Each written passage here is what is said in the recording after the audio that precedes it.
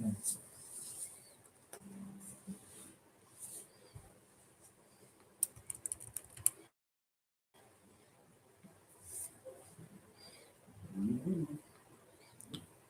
how's it going, everyone?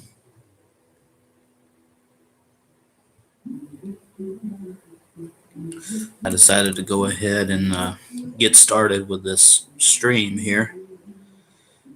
You guys can consider this the pre-show before the actual event starts.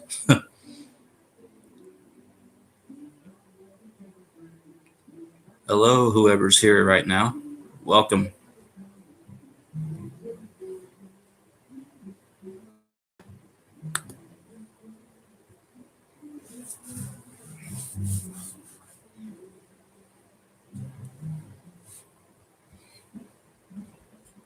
Hey, bud, how's it going, man? Thank you for coming.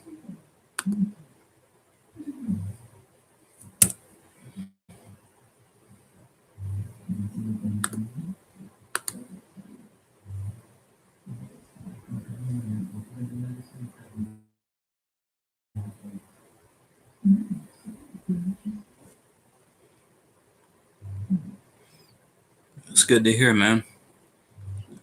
I'm doing good too. Had a had a pretty good day at work today. And now I'm just here about to start these scary stories. I actually did this last year. Uh, I'm going to try to do this every single year if I can.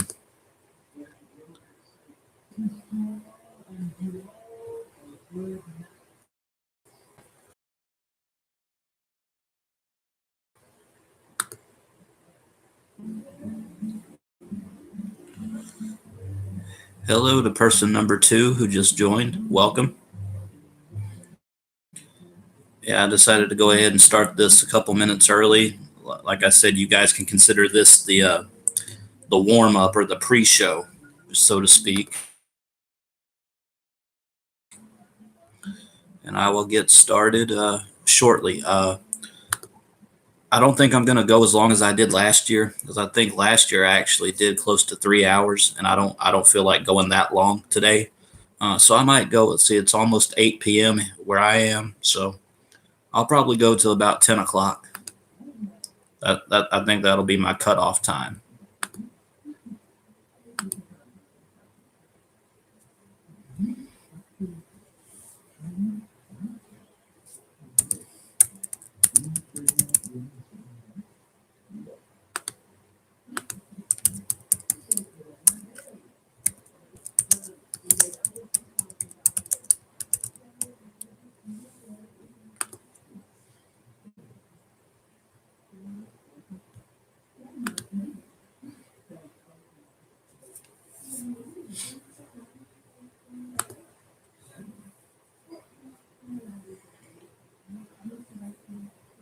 So Bud, since you're the only one here right now, what kind of scary stories do you do you like?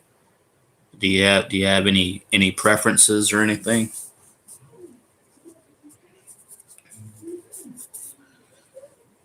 Hey Tony, how's it going, man? Welcome. This is the consider this. I've said this 3 times already, but I'm always getting new people in. Consider this the pre-show before the actual show. So Tony, I just and Bud, I asked you guys what are your favorite kind of scary stories? Uh, my personal favorites are anything to do with the paranormal or ghosts and apparitions and just uh, just anything to do with that sort of stuff, and maybe like late night shift stories. I like those type of things.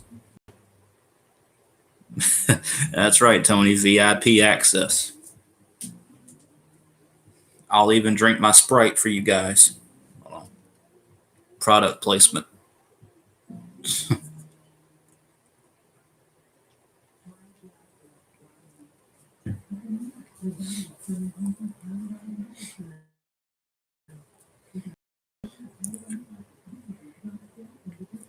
Oh, I'll go ahead and tell you guys. I'm only going to be reacting to two YouTube channel scary stories tonight. Uh, it's going to be the same ones that I did last year. And Tony, I don't remember. Were you here for this last year as well when I did it? Was Bud? I know you weren't because I don't think we knew each other back then. But I will be reacting to Mr. Nightmare and Darkness Prevails. Those are my two personal favorite uh, scary story YouTube channels. And I think that they're okay with reactions. I know that I know Mr. Nightmare is because I've seen plenty of people react to his stories. As far as Darkness Prevails, I don't know, but I didn't get copyrighted when I did this last year, so I'm grateful for that. So maybe he's okay with it too.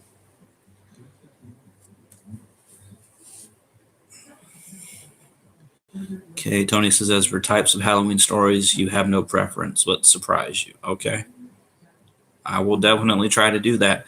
What I'm going to do is I'm going to go to Mr. Nightmare's channel and Darkness Prevails channel.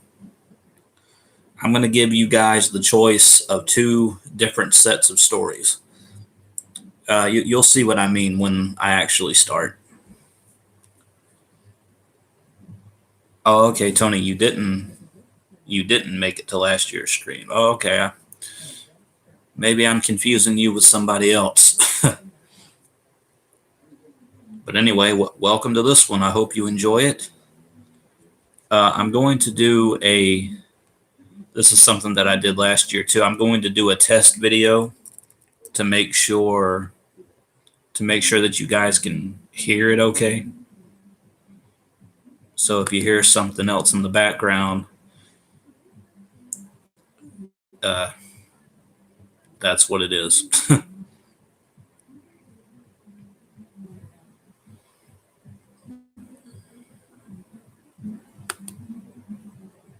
Hold on, I'll just play a song off of Spotify. I mean that should be a good enough test.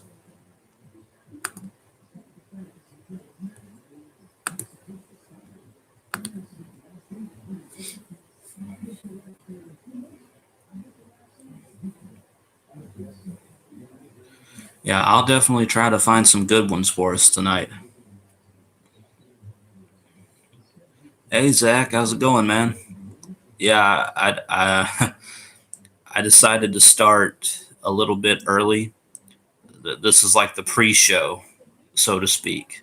Um, now I'll just tell you, like I told Tony and Bud, uh, I'm going to be I'm going to be reacting to two different YouTube channels.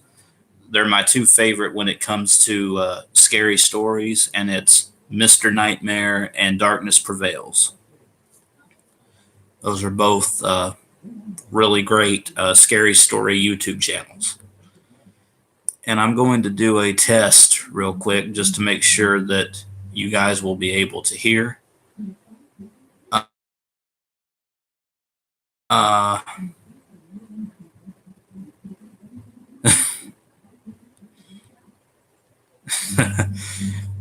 well, yeah. Well, I don't think Tony and Bud are gonna understand that, Zach. Adam loves Grace.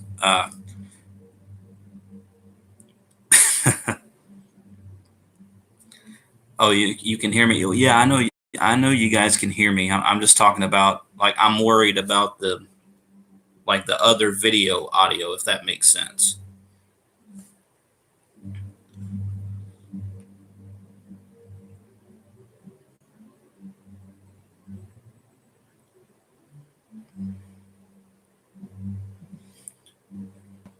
Tony, do you know who Zach Phelps Roper is? Does that name sound familiar at all to you or Bud?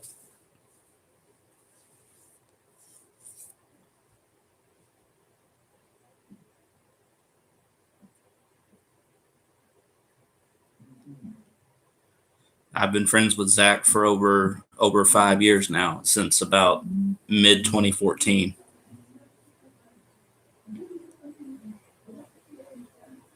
Not really, never met the guy. Well, like the last name doesn't sound familiar either.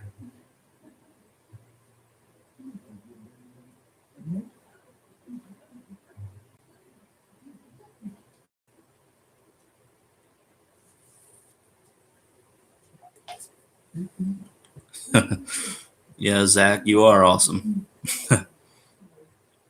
Well, for those of you who don't know, well, for those of you, it's only Tony and Bud and you. Yeah, Zach just beat me to it. Yeah, Zach is a former member of the Westboro Baptist Church. Yes.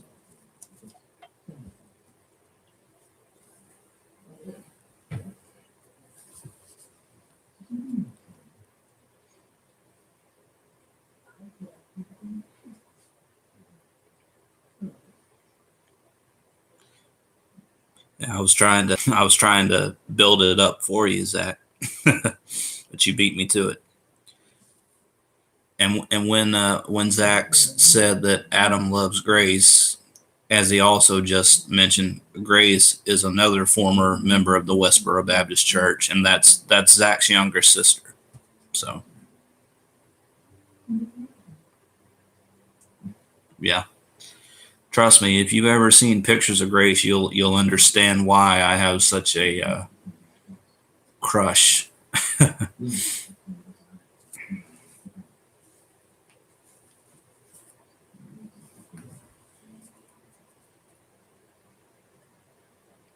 Oh, Grace is in Japan, you think? How does she have the money to travel all these places? I don't understand how she's in. Seems like she's in a different place every other week.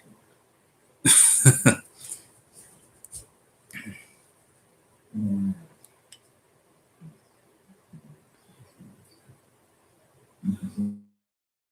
many people think that Grace is a 10. Yeah. Yeah. And I am one of those people. Okay. Okay, guys. It's 8:01 here, so guess we'll go ahead and get started. Whoever joins will just be a little lost. She's been to 23 countries. Wow. That's incredible. Okay, guys, let me step away for a second. I don't know if does the camera freeze when I go to a different page. Let's see, I'm going to another tab, and I don't know if you guys can still see me and hear me and whatnot.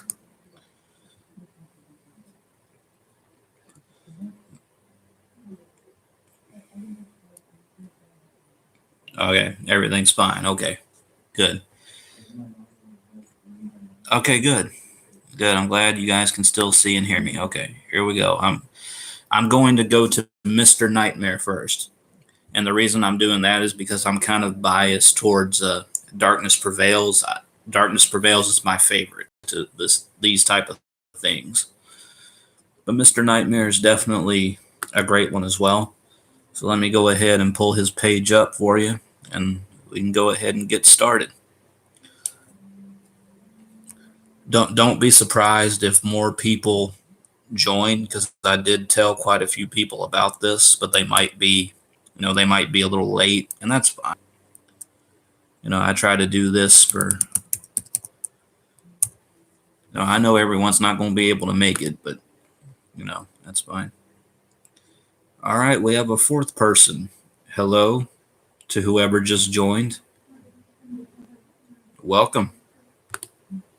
You're just in time for the festivities.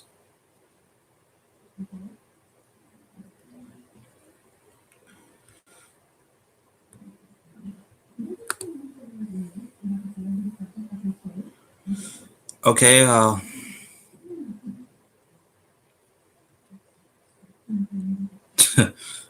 show yourself, fourth person. Yeah. Okay, guys, I'm on Mr. Nightmare's channel, and I'm going to give you guys a choice between two different types of videos.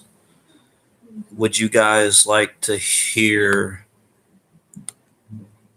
Let's see.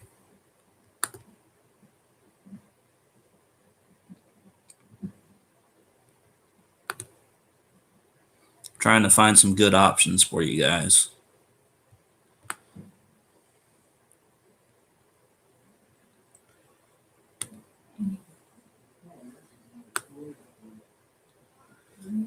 Okay, would you guys like four really creepy true Home Alone stories or three true scary Walmart horror stories? Those are your options.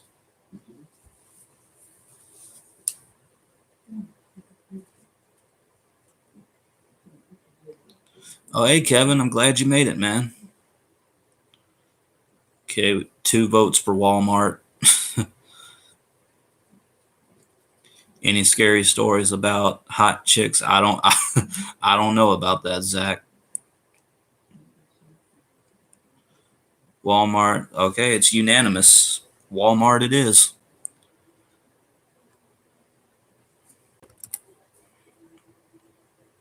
Oh, you've been you've been here for the last 10 minutes, Kevin? Well, that's weird because it didn't show it. My stream only showed 3 people in here until like 30 seconds ago. That's weird. But then again, my laptop runs absolutely slow at night. You know, I'm sure the stream may be kind of fuzzy, and that's just the way it is here in Alabama for me. Yeah, Kevin, maybe you are a ghost. Hey, perfect tie-in for Halloween stories. But anyway, guys, here we go. Let's get started. This video is about 17 minutes long. Here we go. From Mr. Nightmare, 3 true scary Walmart horror stories. Here we go. Again, let me know if you guys can hear it.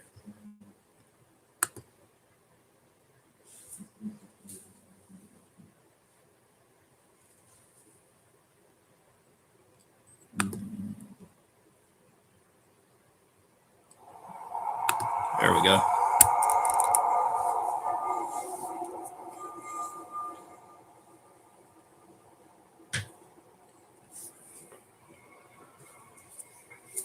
My name is Samantha. I'm 20 years old and I work at a Walmart by a small town called Jackson in Alabama. Since I don't go to school full time, my boss would oftentimes put me on an overnight shift, back when the store was open 24 hours a day. Given that it was a supercenter, there would still be a number of employees working. My shift this one particular night was 10 p.m. to 7 a.m. I was one of only a couple employees doing stock work. There was 1 or 2 employees at registers up front. Given that our store sits in the countryside of Alabama, we didn't really get much business at these insane hours of the night. However, it was a prime restocking period. I didn't personally know the other employees working that night, but it's not like we'd run into each other in the giant store anyway. I started my night folding pants in the men's department and generally tidying up. I kept headphones in at night because usually there would be no one to tell me to take them out. The customer came to the jeans section, and at that time it was around 11:30 p.m., so it wasn't really that weird. People would still come in and close shop till usually around midnight. The customer came up to me and asked me if we had any more of the specific pants he found in a different waist size. I apologized and told him only whatever was on the rack. He thanked me and walked away. I made accidental eye contact with him as soon as he stood by the rack putting the jeans back. It was kind of awkward. He walked away and I continued with my work.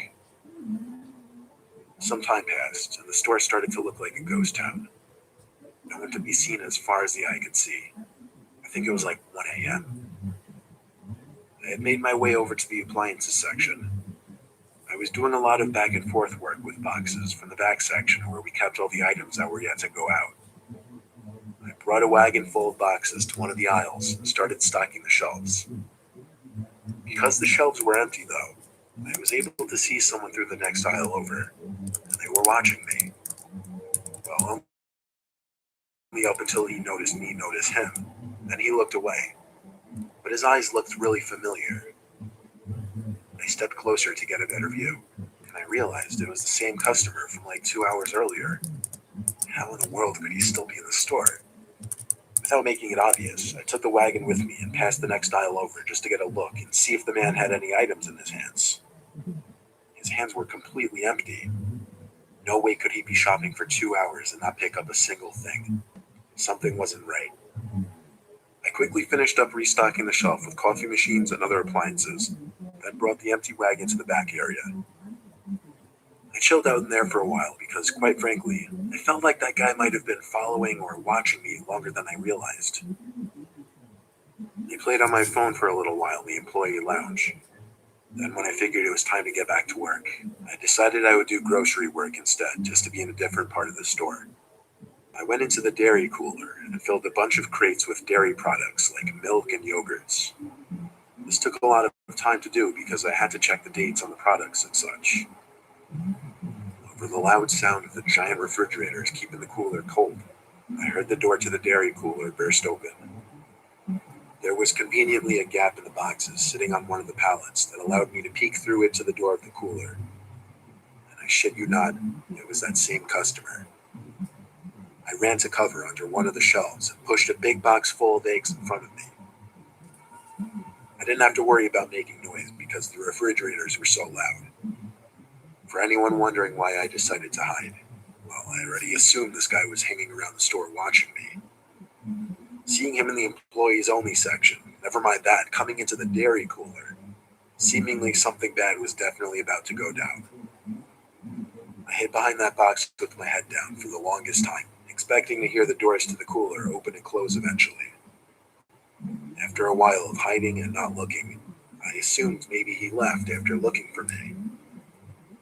I lifted my head from my arms for the first time and looked up in front of the box and screamed. He was right there, smiling at me, standing over the box. But his smile vanished as soon as I started to scream. He tried putting his hand on my lips to muffle my scream, but I didn't allow that to go any further. I pushed the box of eggs over, right into him, and the eggs falling to the floor made him step back, looking down at his shoes. I ran right past him, but he didn't grab me, so I continued to run until I found another stock worker and told him to help me. The employee's name was Bob, I remember from his name tag. Suddenly, the man from the dairy cooler came up to the two of us and apologized, explaining that he was from corporate and was coming to make sure everything was running smoothly. He said he didn't mean to scare me and was simply checking up on me in the dairy cooler to make sure I wasn't slacking off. This Bob guy seemed to believe it all, but then again, he didn't seem very smart at all. I asked the man why he put his hand on my mouth, and he said he was trying to avoid making a scene. Then, shockingly, he gave me the order to finish up the appliance section, and he disappeared. As he was speed walking away down the aisle, I called out, "What's your name?" And he called back, "Tom." And just like that, he was gone. The next day, I called one of the managers and asked if there was supposed to be a visit from corporate the night before, and if a creepy man named Tom sounded familiar. My manager, Margaret, said it sounded like complete bullshit. There was no record of anyone from corporate named Tom who was supposed to come visit, nor would anyone from corporate ever be in the store at 2 a.m. They then went ahead and checked the camera footage, and a police report was filed when they realized this was a random man. And the cameras proved this man had been stalking me between the aisles for the better part of the first few hours of my shift. I told Margaret I couldn't do night shifts anymore after that, and she understood. I still work there, but more so as a day stock person or a cashier.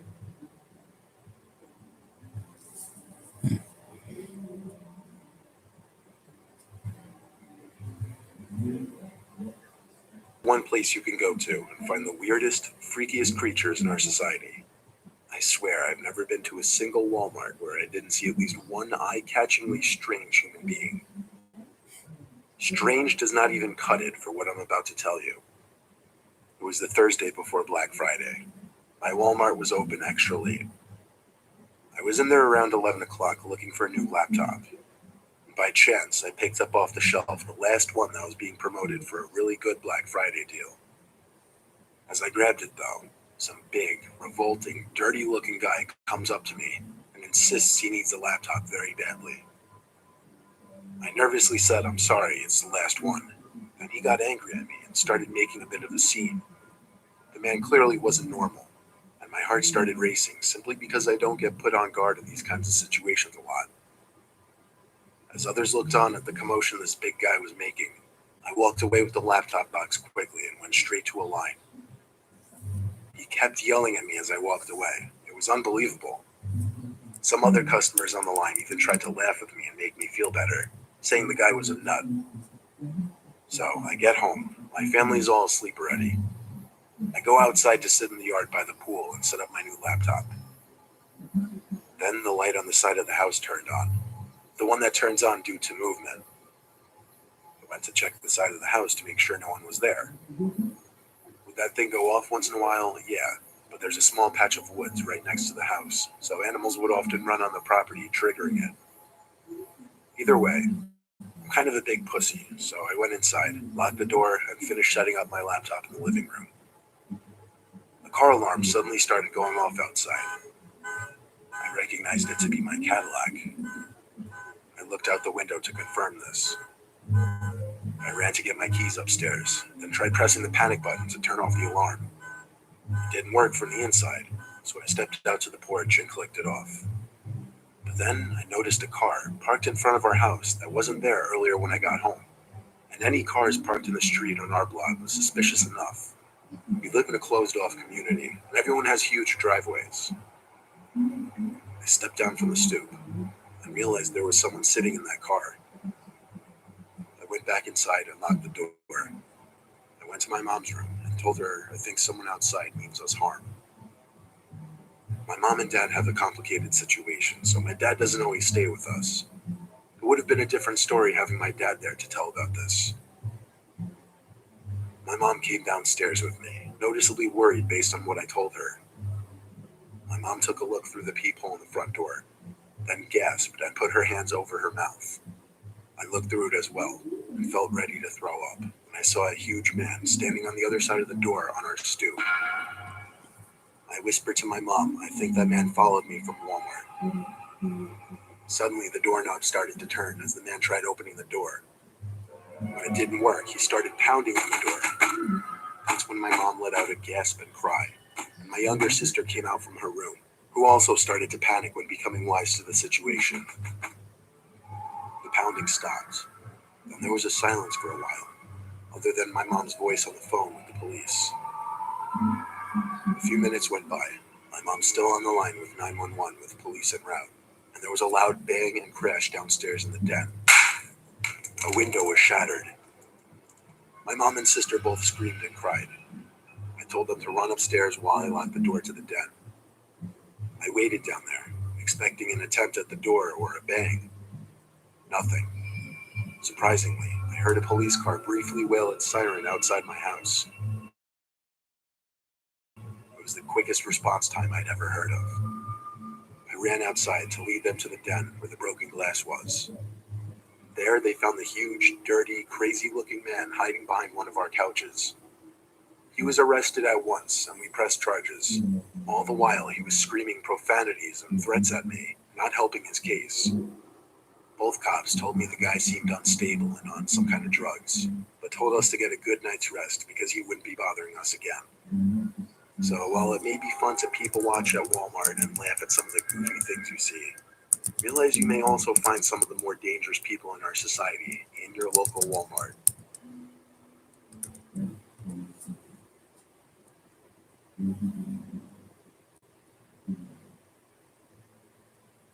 Working the night shift at Walmart as a night stock person on the weekends was my second job when I was finishing up college. I needed to pay off my loans, so I had to make money however possible. I didn't deal with customers or anything. I would just sign for night delivery. On July 9th, 2015, a Thursday night, I still have it locked into my brain. I was midway through my shift in the electronics department when I saw in the corner of my eye someone walk past the aisle I was working in. This wouldn't usually catch my attention if it weren't for the fact that there were only two other workers in the building with me that night, Alvin and Baco. They were both wearing the same staff shirts I was wearing. I would know because we all clocked in at the same time. The person I saw in the corner of my eye was wearing all black, so I naturally walked to the end of the aisle and did a little peep around the shelf. No one was there. I yelled both Alvin and Baco's names, so when they didn't answer, it made it even stranger. But regardless, I went back to work. I was holding in a pee for a while, and I told myself I'd go when I finished work in that aisle. Seconds later, there was a huge crash a few aisles down. It actually startled me. I ran over to see what it was, and a bicycle was somehow knocked off its hook. The hook was still fine and in place. It seemed like someone would have had to put effort into knocking this down.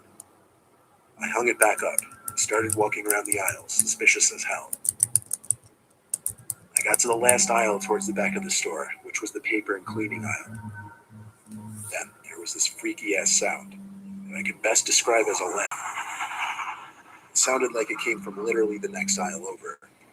So once again, I did a short run back to that aisle and felt my heart drop when I saw a man dressed in all black, waiting by the end of the aisle, with his back facing me, but his head turned so that all I saw was only half his face. Then he suddenly ran, not towards me, but down some other aisle. I heard his footsteps running around. I was faced with a choice of chasing after him or going to find my two co-workers. I chose the latter. All the while, I heard these freakish laughing sounds and footsteps that I honestly felt like were circling me. I found Alvin in the women's department and told him to be on the lookout for someone who wasn't meant to be in the building dressed in all black. We didn't have walkie-talkies, so I asked him to tell Baco if he ran into him. I excused myself because I couldn't hold it any longer. I had to go to the bathroom. I ran to the employees-only bathroom, which was in the warehouse section. I put a nest of toilet paper on the seat in one of the stalls and sat down. And yes, I'm the kind of person to sit when I pee. The door to the bathroom opened and closed. Naturally, with 3 to 4 people in the building, I said, "Who is that?" And with no answer, I assumed the worst. I heard that horrific laughing again, and someone stepped into view from between the crack in the door. Looking right in, they stepped closer until the crack was completely covered, and all I saw of their face was an eye. Then the whispering began. Unintelligible whispering, but the echo from the bathroom just made it more unsettling. I just remembered I had Alvin's phone number saved on my phone, so I got it out and called him at once. I was very loud with what I was saying, telling Alvin to get to the bathroom at once and help me. I stayed on the line with him and watched as the man on the other side of the stall laughed one more time, then ran out of the bathroom. I told Alvin to hurry, and 20 to 30 seconds later, Alvin entered the bathroom. He said he didn't see anyone on his way there. We didn't have any security guys working when the store was closed, so we couldn't even go look at the cameras. I stayed by Alvin the rest of the night, helping in whatever sections he was working in, because safety in numbers. I texted my boss that night, and when I woke up at 3 p.m. the next day, I read his response. He said all the camera screens returned static footage from the night before. Nobody went and turned them off as far as he knew. I got chills reading his texts. He believed my story and assumed it was related to the cameras, but with no video proof of the breaking and entering or trespassing, I don't think there was anything he could do. It was all above my pay grade, though. That was the only night shift I've ever had where something truly unexplainable happened.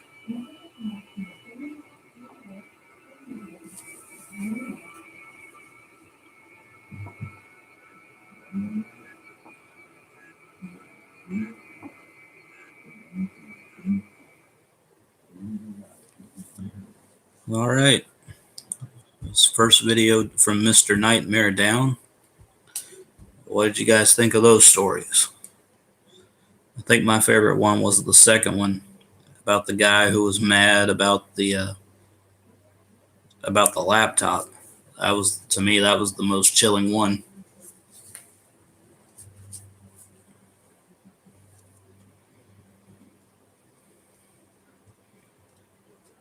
I do apologize.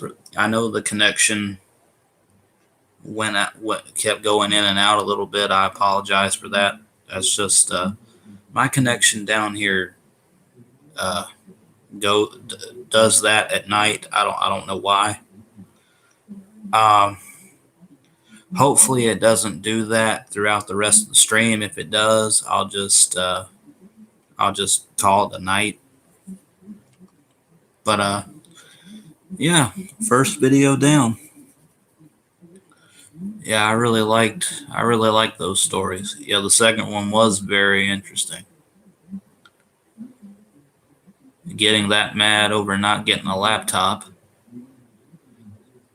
Getting that mad over not getting a laptop and then stalking you to your house. That wow.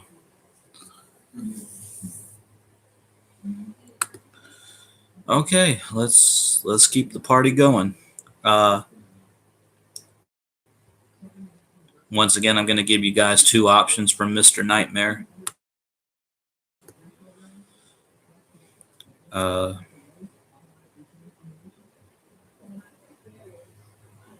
Hold on, let me get it pulled back up here.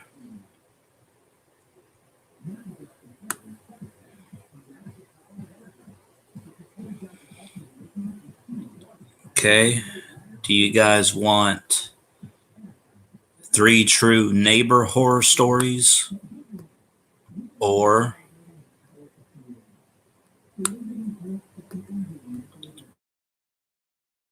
hold on. My laptop is so slow at night. Would you like 3 true neighbor horror stories or 4 disturbing true high school horror stories? Those are your next two options.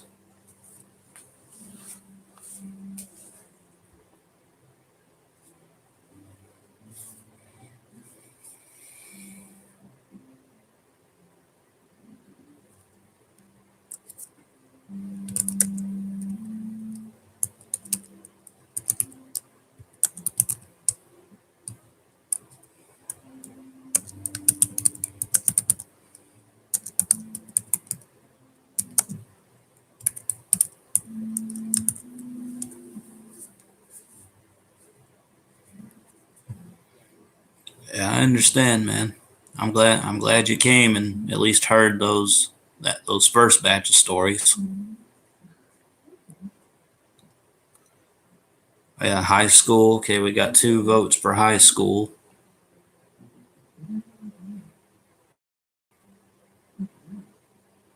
That's what I was leaning towards as well.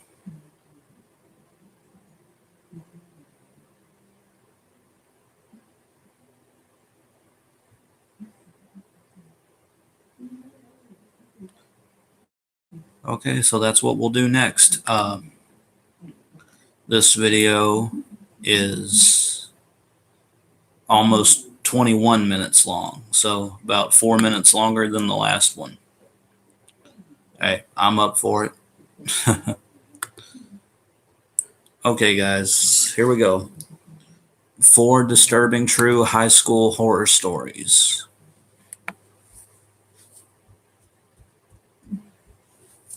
It might take it a second to load, but here we go.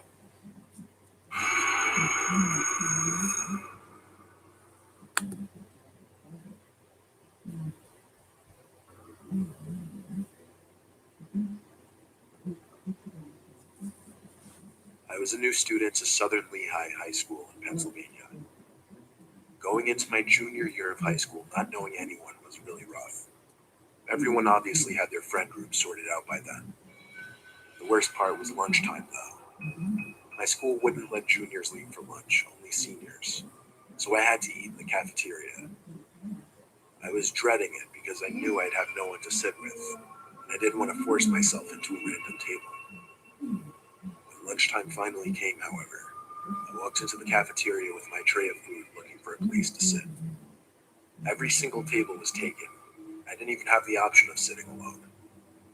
But there was one table in the corner of the cafeteria with only 2 kids sitting at it. That was the least intimidating spot to sit, so I walked over and asked if I could sit there. They both looked at each other, and one of them said yeah. I noticed upon sitting down that the two were identical twins. They looked like they were partially of Hispanic heritage, but they didn't have accents. They honestly seemed alright. They introduced themselves as Antonio and Bruno, and they had a conversation with me. They invited me to hang out with them after school, and honestly, I figured why not? I had to start off somewhere as far as making friends. I got their numbers, and after school, I went home to drop off all my stuff. Shortly after, I got a text from Bruno, telling me he and his brother were planning on hanging out. He told me to meet them around 9 that night at the nearby cemetery that was like a 10-minute walk from my house. He said there was a cool hangout spot near there. Plus, the first day of school was on a Friday, so we had off the next day. I had nothing to do, so I said, yeah, I'm down. When the time came, Bruno texted me one more time asking if I was still coming. I said, yeah, I'm going to leave in a few, and confirmed we were meeting on the road by the cemetery. He said, yeah. So I began my walk in the dark to the cemetery. The longer I walked, the more I thought about my whole move and being the new kid in high school. Thinking about the fact that I was literally walking to a cemetery at night to hang out with two kids I just met. But anyway, I got to the little road next to the cemetery and asked Bruno where they were. He started typing right away, and he said they were in the woods hanging by a small lake that they wanted to show me. Then he promptly sent his location. So I made my way into the woods, pushing branches out of my way, using my tiny phone flashlight as my only light. I started calling for Bruno and Antonio as I felt like I was close enough, according to the location he sent me at least. Suddenly I heard footsteps, so I stopped. Definitely footsteps approaching me, but they were very low and slow. I called out that they better not be trying to scare me. When they weren't answering me though, I decided this was stupid. I turned and started walking back towards the road. Those footsteps I mentioned earlier, they turned from quiet and slow to fast, and before I could even react, someone had their nails digging into my neck, effectively choking me. I heard a familiar voice screaming, grab him, grab him. I managed to break free from the sort of chokehold and sprinted towards the road. I know they followed me until the tree line by the road. I was faster than them, and I could run for miles. And that's what I did. I ran straight home and told my parents. They considered calling the cops, but I thought it would be better to get pictures of the nail marks on my neck and report it to the school the next day. That's what we did, and with the help of the text that I got from Bruno, I was able to get the two students expelled. My parents made me block both their numbers. I didn't exactly argue with that, though. My parents wanted me to confirm that these kids didn't know where we lived, and I told them simply, not as far as I know. So anyway, one night about a week later, I woke up to my room feeling really cold. I heard the sound of wind blowing into my room, and I looked at the window to see it was slid completely open.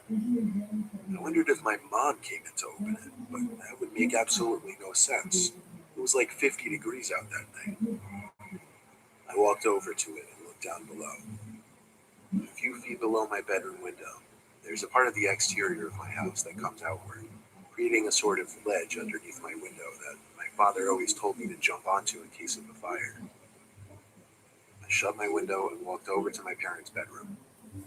I gently knocked and opened the door, and my mom groggily asked what. I had to ask her if she opened my window. She sat up saying, no, why? I told her in a louder, more concerned voice now that my window was opened all the way by somebody. She started shaking my dad to wake him up and go check my room with me. But when he woke up, he told me to grow up and go back to sleep. I left my parents' door open as I walked back down the hall to my room. Then I picked up on something that I'm surprised I picked up on. My door. It seemed to be half shut now, as opposed to completely open when I left. I pushed the door open just a little bit so I could get a look through the crack and see if, someone was behind the door. Even though I had the thought of the possibility, I never could have actually expected to see it. There was someone hiding behind my door. I screamed for my dad like a little girl. I screamed so loud I'm sure it could be heard 3 doors down. Then My door suddenly slammed shut, just as my dad came rushing out of his room over to me. I screamed, "There's people in my room," so he barged into the room and turned the light on. At that moment, we saw the leg of a person jumping out my window. My dad ran to the window, then downstairs and out the front door to attempt to chase them down. But he came back a few minutes later out of breath, saying he didn't see anyone. Full of energy and fear, I swore it had to be those twins that I got expelled. My dad called the police, and I had to talk to them when they arrived, explaining the whole story back to the incident in the woods. My father backed up my story, but without proof of who entered. They said there wasn't anything they could do. They merely ordered us to lock the doors and consider installing cameras outside. As positive I am that it was either one of or both of those twins in my room. After getting through a solid couple months of sleeping in fear, nothing to this nature ever happened again. Looking back now, I don't know why I was so willing to meet these kids in the woods at night.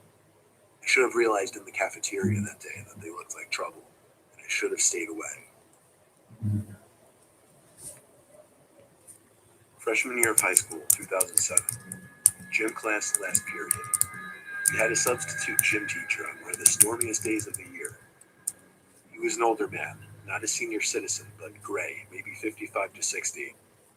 He took attendance. When he passed me, he did a double take at me, which I found a bit uncomfortable. Not to float my own boat, but I always understood I looked older and really good for a freshman in high school. The sub told us to get into our volleyball teams, and he disappeared into the hall by the locker rooms for a while. 40 minutes went by and the period was over. It was time for us to get changed and go home. I got into the locker room, but for some reason, my locker wasn't opening. I tried my usual combination over and over and over. It wouldn't click open though. I had to go to the sub and let him know to ask for my combination again. I figured maybe the combo just slipped from my mind for some reason. The sub told me to give him a few minutes and he'd get the list of locker combos. I waited outside the office, and out he finally came with a book in his hands, open to a specific page. He walked into the girls' locker room with me, which I didn't expect him to do. The locker room was basically empty now, with one girl finishing up changing. We walked over to my locker and tried the combination written down on the paper. It didn't work no matter how many times he tried it. Each time he tried it and failed, he would look at me and laugh. I would force myself to laugh along to be polite, but it started getting weird. He put his hand on my shoulder as he said, "We'll figure this out." He tried the combination again, with his hand still on my shoulder, and it didn't work again. I felt his hand slowly started inching down from my shoulder to my lower back. I pushed myself away, grabbed my bag, saying, "It's okay, I'm late for my bus." He tried a combo in the locker one more time, and it opened. He smiled and walked away. I waited till I heard the locker room door shut. Then I proceeded to getting changed quickly, when suddenly the room went dark. I finished pulling up my pants and shut my locker in the dark. I threw on my backpack and started walking to the back exit of the locker room, which led outside. I feared that the sub would be waiting right by the door for me. I got predatory vibes from him. When I got to the end of that specific aisle of lockers I was in the intersection of two rows. I'd have to turn down left to get to the exit door, but still. Naturally, I had to look right to make sure that it was clear. There was a little light seeping in from one single rectangular window that sat under the ceiling. It was enough. Enough for me to see him peeking at me from around the wall of lockers. So that's when I ran for the exit door. He came over behind me saying, wait, it's not what it looks like." I ran outside into the rain off the campus of the high school and walked the rest of the way home, giving me time to reflect on what happened. By the time I got home, soaking wet, it came to me that he most likely changed my locker combination somehow as a way of getting alone with me in the locker room. As for what he could have possibly been planning to do when he cut the lights, I never wanted to imagine. Honestly, I was too emotionally scared and quite frankly embarrassed to tell anyone about it, not even my parents or friends. It was something I just kept to myself all these years, because truthfully, I just don't feel comfortable telling people.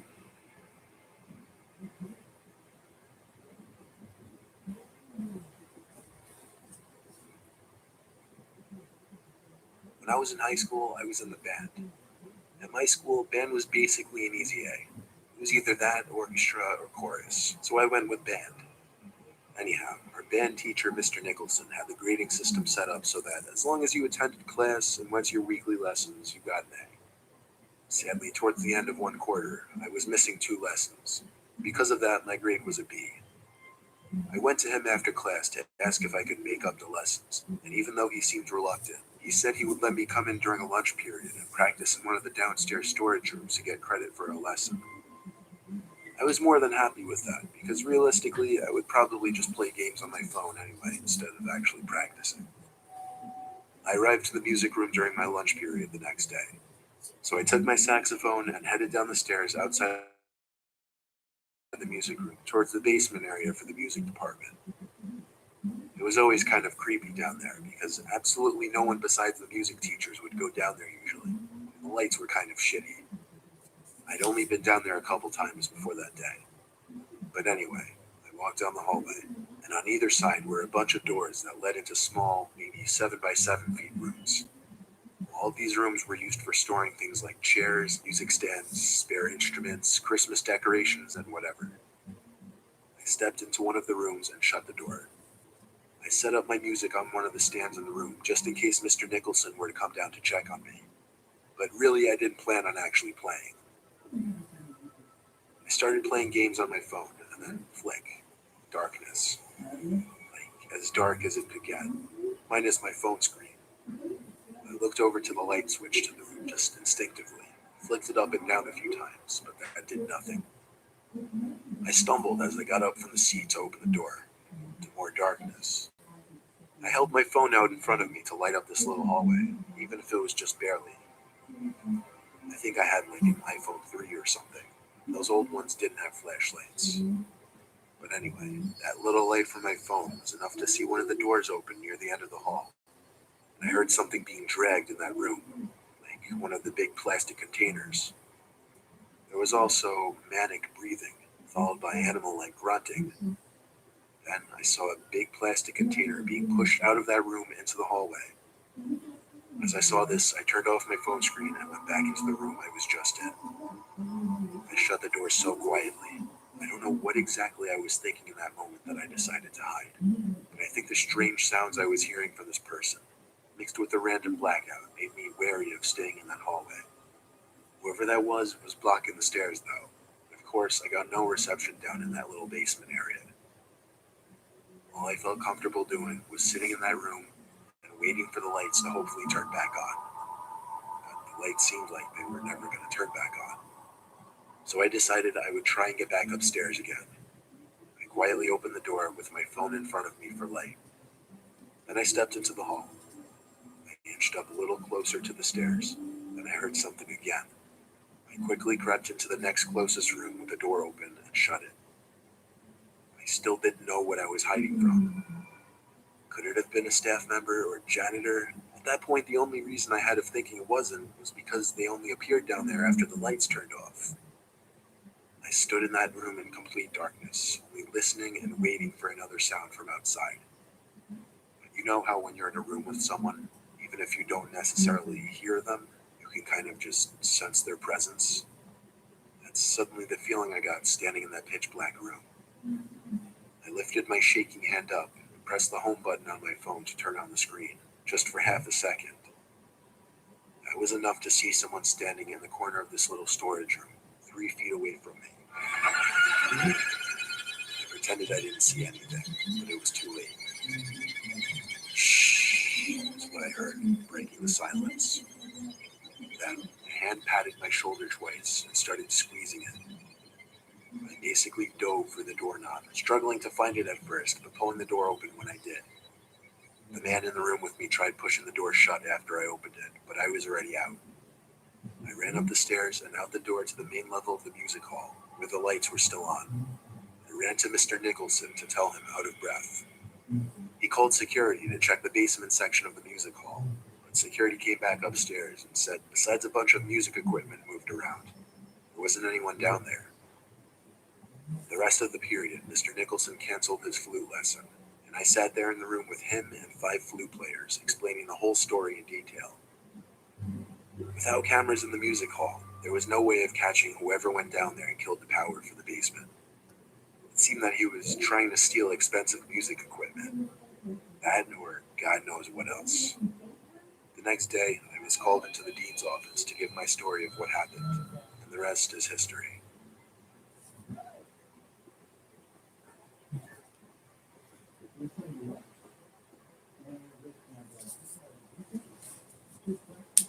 One night, my friends and I hatched a genius plan. We'd sneak into the high school basement through one of the windows that was broken and never fixed. The thing about this window, you'd have to hop a short metal gate surrounding an outside staircase leading to the basement.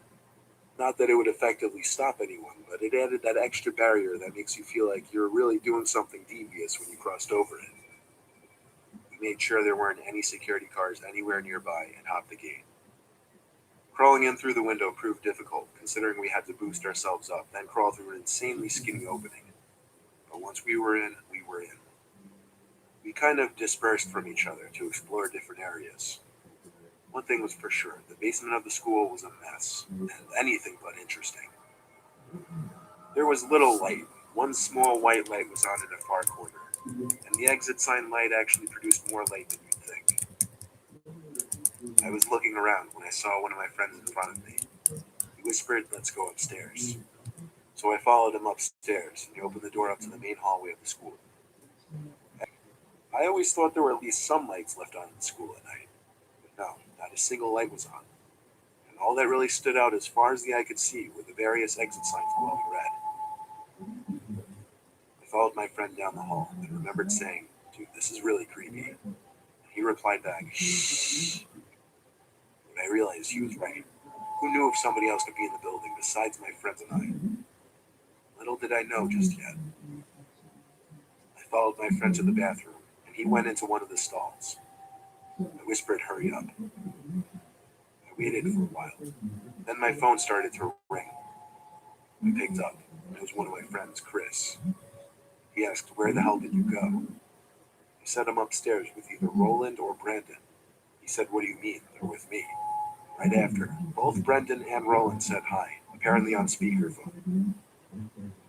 I stuttered the word "I" and stopped, trying to think straight. Then there was a laughing coming from in the stall. Not the laugh of any of my friends. I looked up at the stall. There was someone looking over it at me, probably standing on the toilet. I screamed "holy shit" over and over into the phone as I left the bathroom. Shortly after I was out, I heard the stall door slam shut. I tried to run back to the basement in the dark, but it wasn't too easy to find in the dark. Luckily, I managed to find it, so I started to scream their names as I ran down the stairs. I screamed "go, go" when they answered, and we one by one jumped off some kind of bucket onto the window ledge and crawled back outside. I was the first one out, though, afraid that person from the bathroom was following me. When we were all outside, I explained to them, out of breath, while also laughing now that I felt safe with all of them next to me. I guess we were loud or something, though, because as we all just started looking around at the whole school building and all the classroom windows, in one of the downstairs windows was someone with their hands pressed up on the glass. We could only see maybe half their face. I said, "That's gotta be him," as Roland ushered us to get the hell out of there. We ran until we were off the premises of the school, and that was that. We came up with a lot of possible explanations, but none of them really made sense. Obviously, we never did anything like that again, though.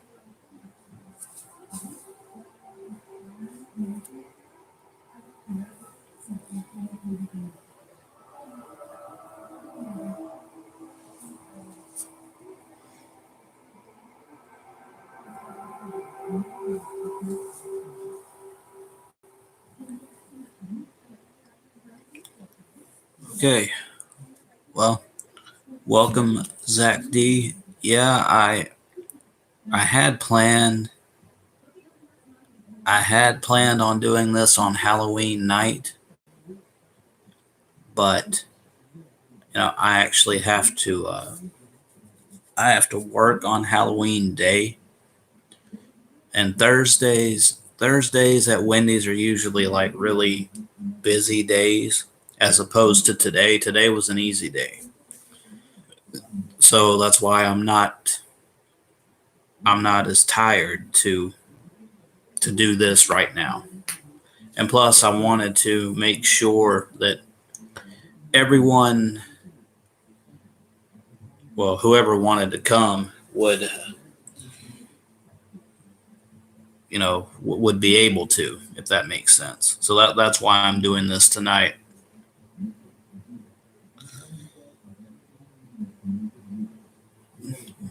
But don't worry, Zach, you're only you're only an hour late. It's been 1 hour and I've only done 2 videos. I just did 2 videos from Mr. Nightmare.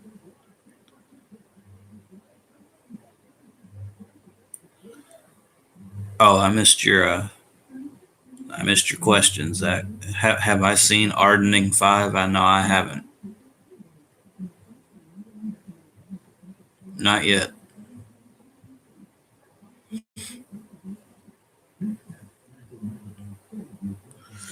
Let's see. I think now I'd like to move things along. I'm gonna switch over to Darkness Prevails' channel now. And Zach, I'm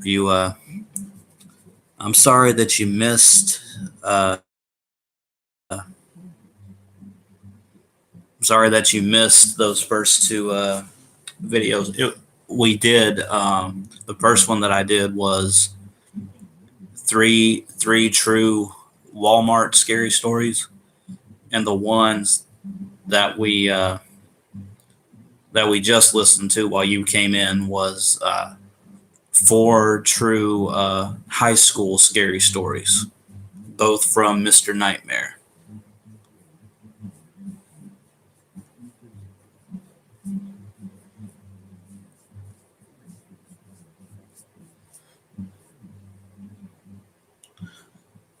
Yeah, I think I'm just gonna watch that on my own time, Zach. Starting to get kind of tired, so I'm trying to move things along a little bit. But I definitely will watch it, even if I don't react to it tonight. I hope that's okay with you. But yeah, Zach, the Walmart stories have been my favorite ones so far. So when the stream is over, if you want to go back and listen to that, or you can go to Mr. Nightmare's channel and listen to it. That's cool too. They were really, really good. But now, yeah, it's nothing personal, Zach. I would react to it, but like I said, just trying to speed things along. I've already been going for almost an hour and 4 minutes, so yeah. But yeah, now like I said, I'm gonna go to Darkness Prevails' channel. I'm gonna react to a couple of his stories. Now his stories, I just like the way he carries himself. So let me go ahead and get that pulled up for you.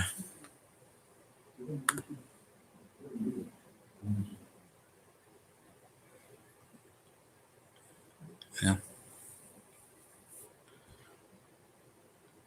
Oh, and since you guys are all here, I'll just go ahead and say I will be doing a top 10 video tomorrow. And I don't think I've done a top 10 video in quite some time. It's going to be my top 10 favorite Alice in Chains songs. So be on the lookout for that sometime tomorrow. Also tomorrow, it's going to be a double header. I'm also going to have a new CD pickup video for you guys tomorrow. I've got 3 CDs coming in the mail from Amazon tomorrow afternoon sometime. So, yeah, be on the lookout for 2 videos tomorrow. So, can't remember if I asked you, but have you heard of Chills? Yes, I have. I do really like Chills. I like the way I like his voice.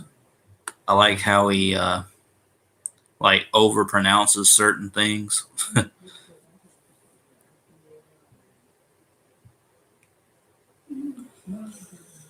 Okay, as for Darkness Prevails, I'm gonna give you guys two more choices. Would you guys like? I just had it. Hold on.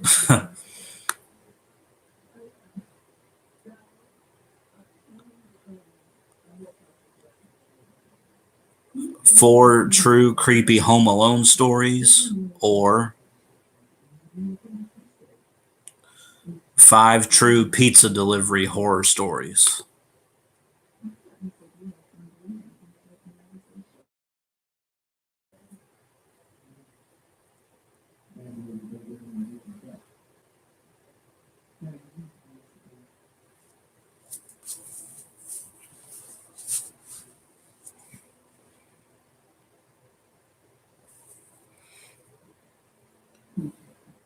I know, Kevin. Walk the Sky. Walk the Sky is not one of the new albums that I bought.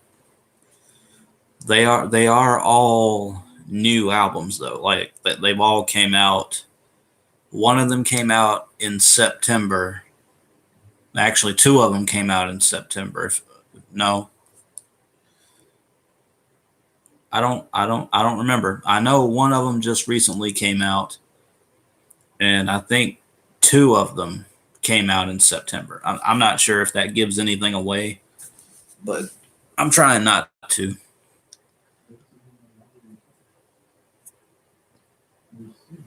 No, Kevin, it's not. It's not Nation by Bad Wolves.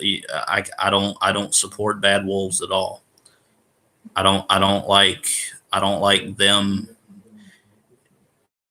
Uh, I don't like a lot of what they write about when it comes to you know police stuff.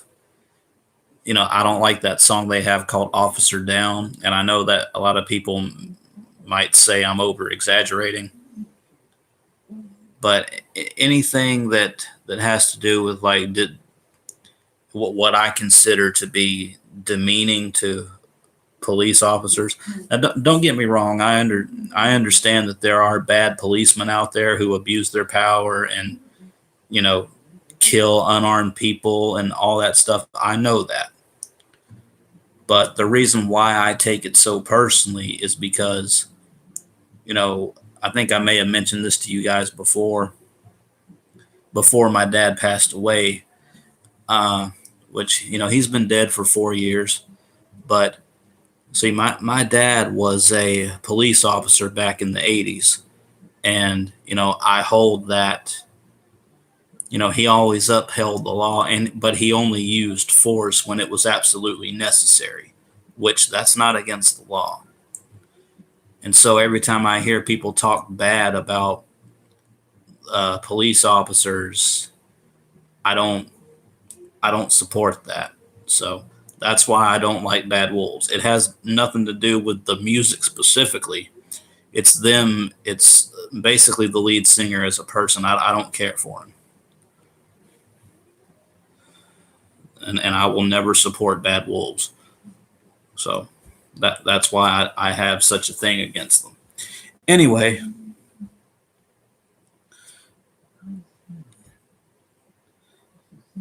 let's see. Hey MJ, how's it going, man?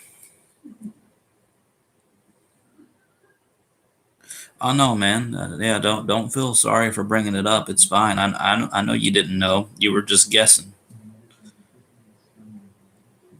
I don't take offense to that.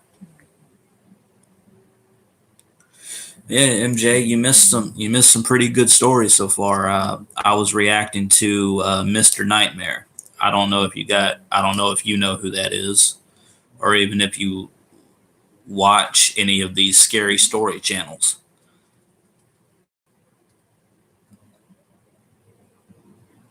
Oh, okay. One of your classes got canceled, so you got home. Oh, okay. Yeah, see, basically what I'm doing is I'm going to different YouTube channels that do scary stories, um, and I'm just reacting to them. Uh, okay, you guys are gonna think I'm crazy. I just saw a light like near my window in my room. Okay, I might need to I might need to end this sooner rather than later. So, hey Tim, how's it going, man? I'm glad you came. But yeah, I just like no kidding. I just saw like out of the corner of my eye, I saw like a light. Okay. Yeah, Zach, bad wolves. I don't like bad wolves at all. So yeah, I will never support them. Uh, yeah, I've already done Mr. Nightmare. Uh, Now I'm about to do the channel called Darkness Prevails, and I highly recommend him. He is my favorite when it comes to scary story channels. Um, he's just he's just really good. I like the way he carries himself. I like his voice, and he has a catchphrase uh, that he usually says somewhere in his videos. He usually says it at the beginning, but sometimes he'll say it at the end. And his catchphrase is "This world is a strange one." So, yeah, I'm gonna go to his channel, and I don't even remember what the two options were. Oh yeah, scary. Crap, I don't remember. I know one of them was.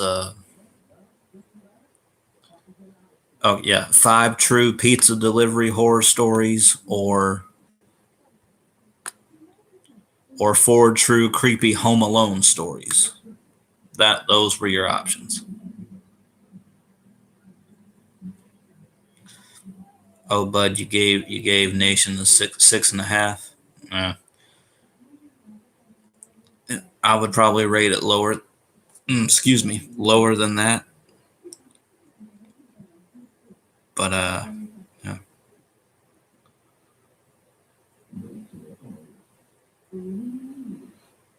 SpongeBob pizza delivery. Yeah, yeah. I think a couple of people voted for pizza delivery, so it looks like that one's gonna win out.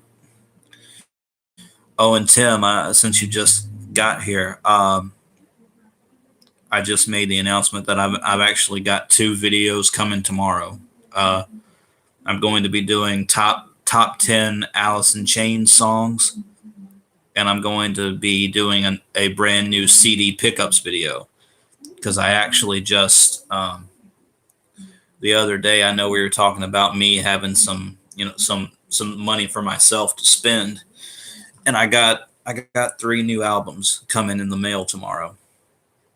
So yeah, be on the lookout for those because I don't think I'm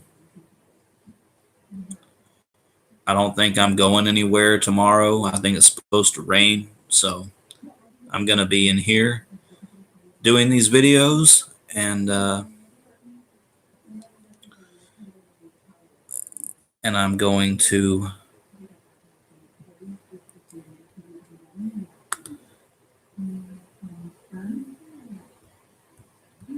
I just lost my train of thought.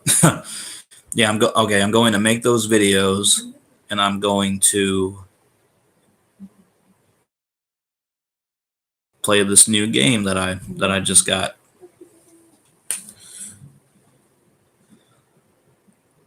No, Tim. Yeah, you guys.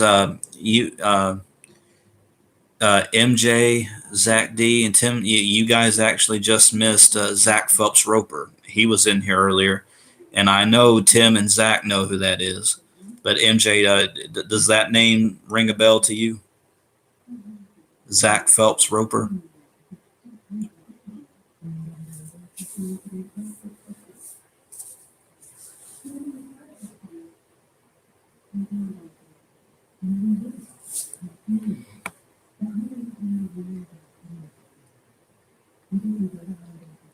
No, it doesn't. Okay. Well, well, the reason that's kind of like a big deal is because he's been a good friend of mine for about 5 years now. But he's actually a former member of the infamous Westboro Baptist Church.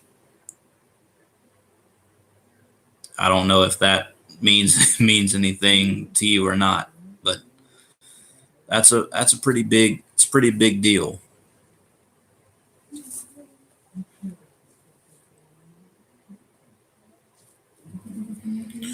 But yeah, to answer your question, Tim, yeah, Zach Phelps Roper was in here earlier. He left about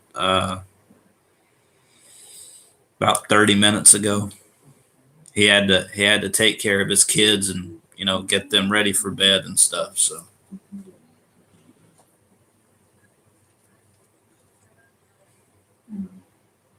yeah, yeah. Zach was in here earlier. Yeah, you guys missed him. Oh, and Tim, you'll find this funny. He actually made a comment that said Adam loves Grace. And a lot of people didn't really understand. Hello, Shadow and Soul 16. I don't recognize your name right off the bat. I apologize.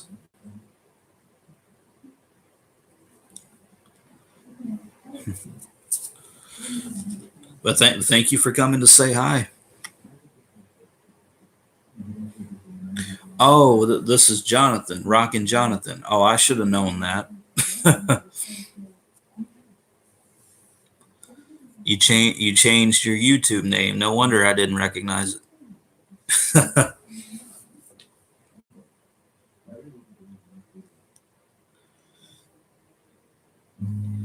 And for those of you who don't understand that joke, that Adam loves Grace joke, that's because Grace Phelps Roper is Zach's younger sister, who's also a former Westboro Baptist Church member. She's really hot, and I have a crush on her. That's basically what it comes down to. Okay, do some Google searches, and you'll understand.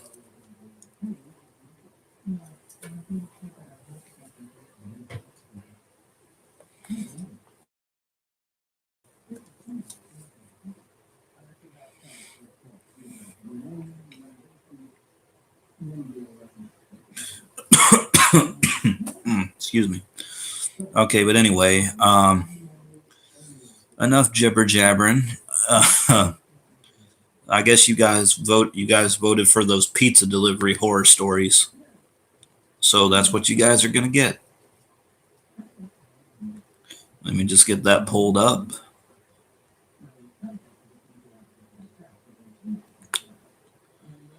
If I can find it again.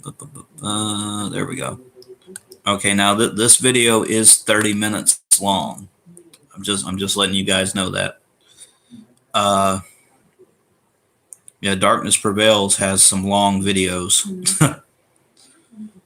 But anyway, guys, here we go. From Darkness Prevails, 5 true pizza delivery horror stories.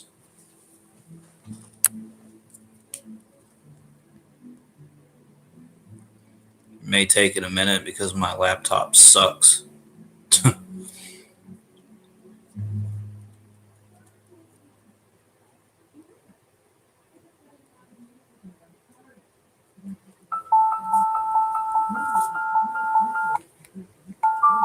Dare I say these stories might give...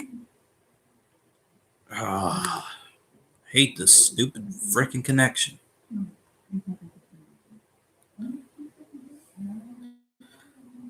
So, it doesn't matter where I live, there's always going to be crappy reception. I don't understand.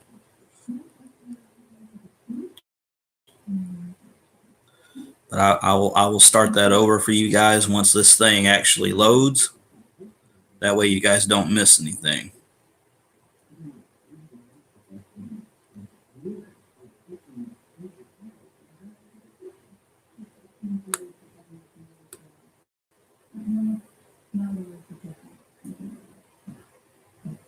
Jesus, thing is so slow.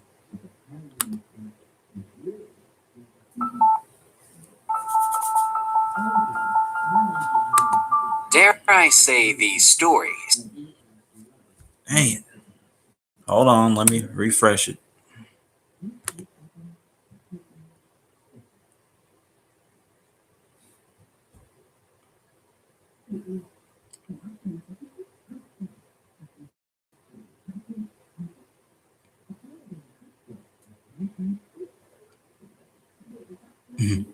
You give up on girls in this country.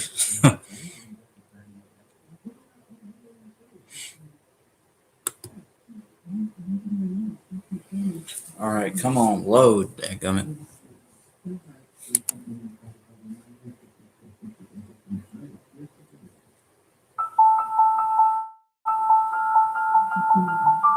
Dare I say these stories might give you a reason to stop ordering pizza. This world is a strange one. Personally, I order pizza several times every month. It's easy, it's delicious.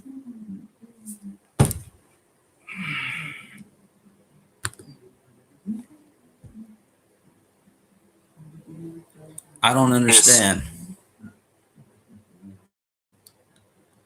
I mean, the video page is only halfway loaded.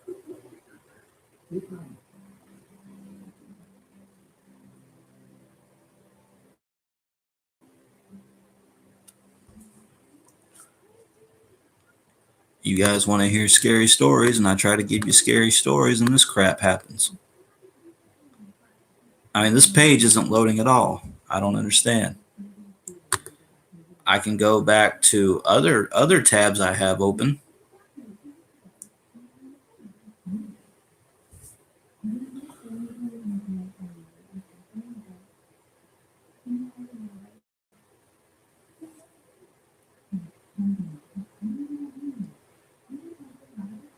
A fan of the band yet? Oh, this is a this is actually a a wrestling shirt. This is a WWE shirt.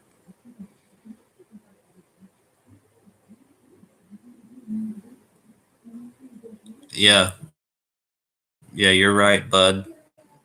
Daniel Bryan shirt.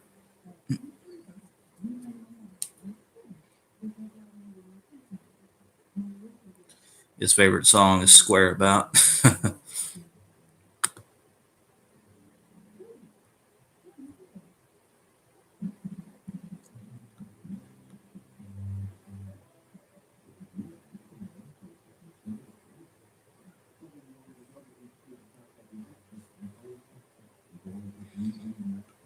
All right, I think this thing's trying to finally load now, so maybe we can get to it.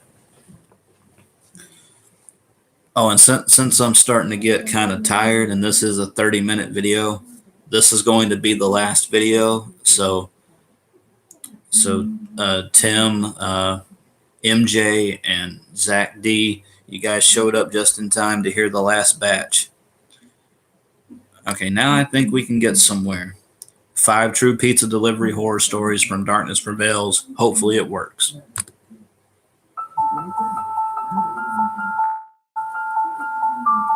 Dare I say these stories might give you a reason to stop ordering pizza.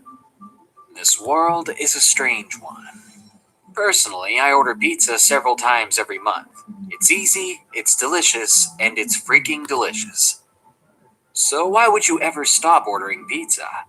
Well, besides diabetes and obesity, sometimes pizza delivery can be dangerous and horrifying.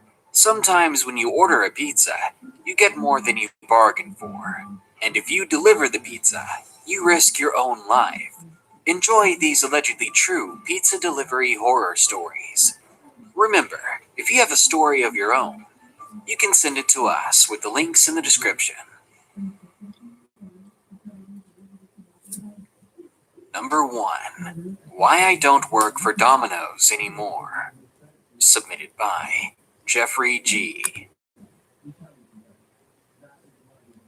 I'm a 20-something guy living in the middle of Tennessee. Before this bizarre experience, I'd been going to college full-time to be a paralegal. One day, though, my mother broke her hip after falling down the stairs. She was her. We didn't really have anyone else. I was forced to make myself a part-time student because I would have to get a job to help her afford some of her medical bills. At the time, thanks to my late dad, I had a fairly new car, and I figured it'd be fun and easy to deliver pizza. I loved to drive. Where I lived, there was a lot of scenery, and sometimes I even went on drives just for the sake of it. As you can probably guess, it was easy to get the job. I just applied at a few local places and called each of them the next day. Before I knew it, I was delivering pizzas wearing a Domino's hat. Delivering pizza wasn't hard. I can be completely honest with you about that. But delivering can be insanely stressful. You've got to get there at a reasonable time. You keep hoping that the order was made correctly, because you can't just send it back to the kitchen when you're miles away from the restaurant. And last but not least, you find yourself praying that your next customer isn't a prank or a complete jerk. I can't tell you how many jerks I've delivered to. Jerks who didn't want to pay because I wasn't able to give them one more pack of Parmesan cheese. Well, there came a day when I had to deliver a large pizza to an address I did not recognize. The place was about 10 miles away from the restaurant, in an area we all infamously called the Boondocks. It was an area that I'd personally never been to, but when I saw it on my drive, I would describe it as a country region of town, where there's only a single trashy house every 5 minutes on the road. And I'm not trying to be rude. These places looked beat up, old, and ransacked. It was honestly hard to believe that people still lived in those places. I was fully expecting at any moment to witness a drug deal, or to have someone step out in front of my car to stop me and try to sell me meth. Needless to say, it was a bit of a creepy place. Given that it was getting dark out fast, I was ready to get the delivery over with. I arrived at the customer's address rather quickly, thank God. Luckily, this house was far cleaner than all the ones previous. It was a small white home with a short paved driveway and a seemingly untouched screen door in the front. The yard was well kept and clean, and the grass looked to have been cut recently. Also, there were no cars in the driveway, but I still assumed someone was home to pick up the order. I got out hesitantly and I grabbed the pizza. The carrier was still hot enough to burn my skin if I held it in one spot for too long. This was good. It was probably our most common complaint we got, that our pizzas were too cold or not hot enough when we dropped them off. So that was one thing I didn't have to worry about. With some flimsy confidence, I began to walk up to the screen door.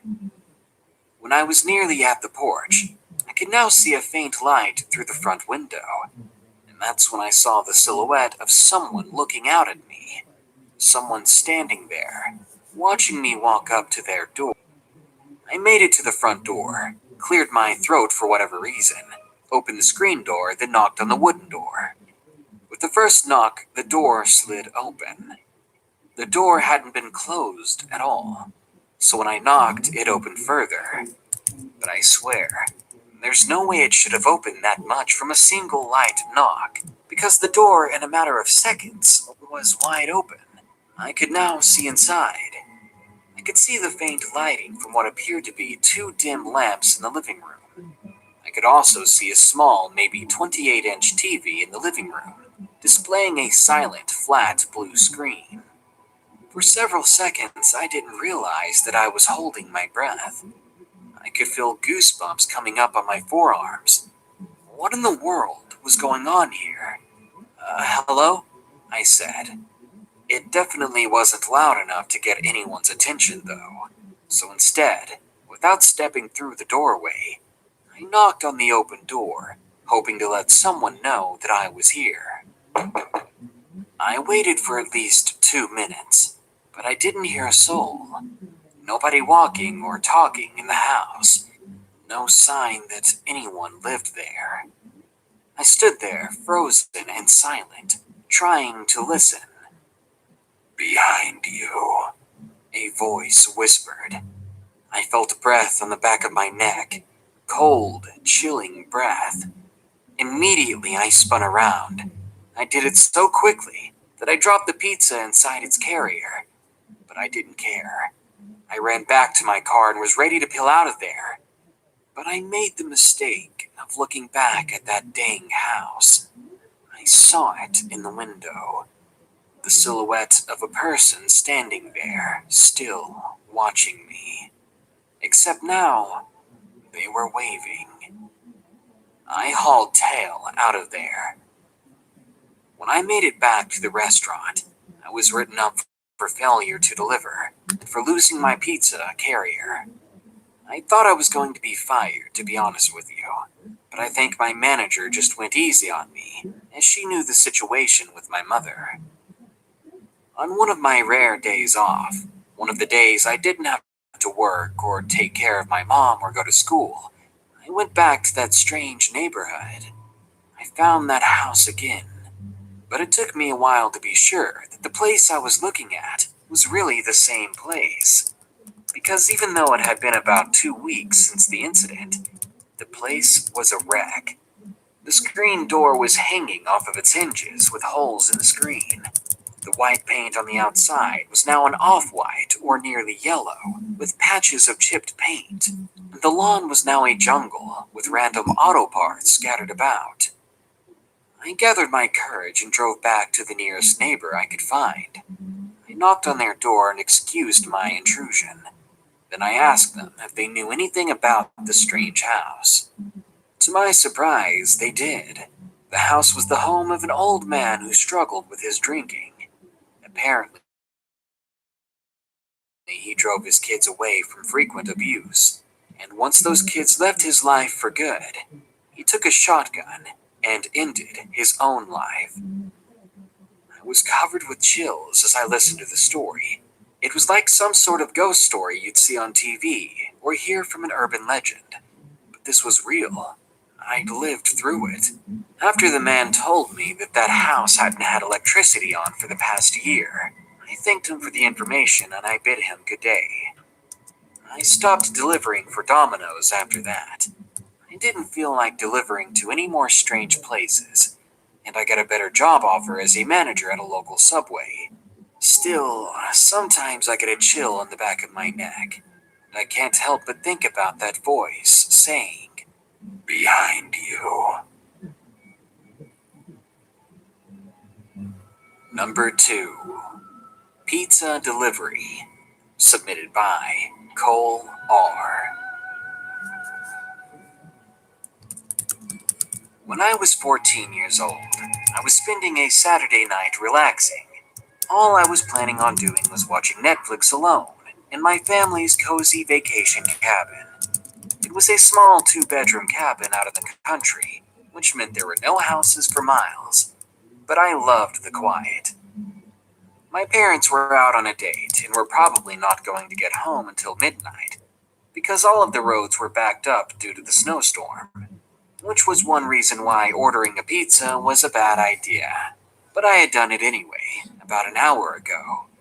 So when I began to wonder what was taking so long, I remembered it was probably the icy roads, and that I'd be lucky if the pizza came at all.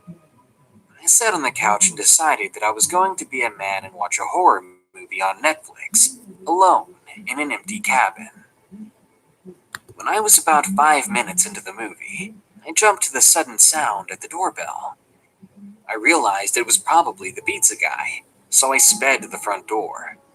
I opened it, but I was startled to see what I saw. It was a dirty and ragged, middle-aged man. He looked like a homeless man who had been living on the streets for a few years. He had long and greasy hair and really needed a shave. The only thing that kept me from slamming that door was the fact that he was holding a pizza box and was wearing a Domino's Pizza uniform, which honestly looked as if he threw it on as fast as possible. The buttons on the uniform weren't aligned, and it looked like it was a few sizes too small for him. The name tag on the shirt said, Michael Smith, and it looked like it was hanging by a thread. He was smiling at me, staring directly into my eyes, not even blinking once. His smile gave me an uneasy feeling. It was so big and almost unnatural. He said, "Hi, I'm Ted. Did you order a large cheese pizza?" I said, "Hi, yeah." He was still giving me the same odd smile. I reached my hand into my pocket, looking for the cash I had. Feeling nothing, I said I'd be right back. I probably just left the money on the kitchen counter.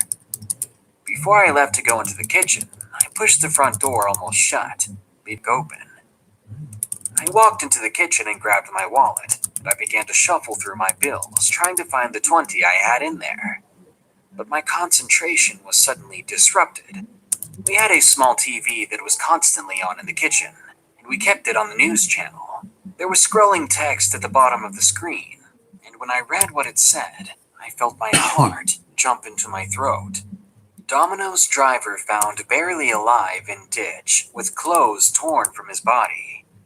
I suddenly remembered that the man standing on my doorstep had a name tag that read Michael Smith, but he said his name was Ted, and the clothes had seemingly been forced onto his body. Chills shot down my spine as I put the two together. I turned around, basically running to the front door, and I screamed when I saw that the door was wide open, and the pizza box was lying on the floor, right next to the stairs.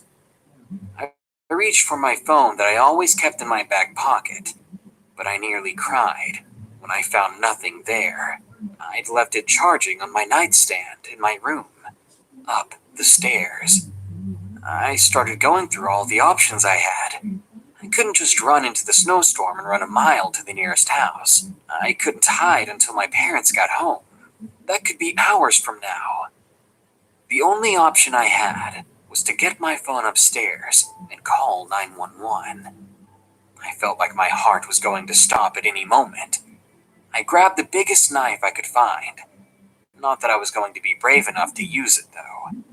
My knees and hands were shaking as I slowly walked up the stairs, trying not to make a sound.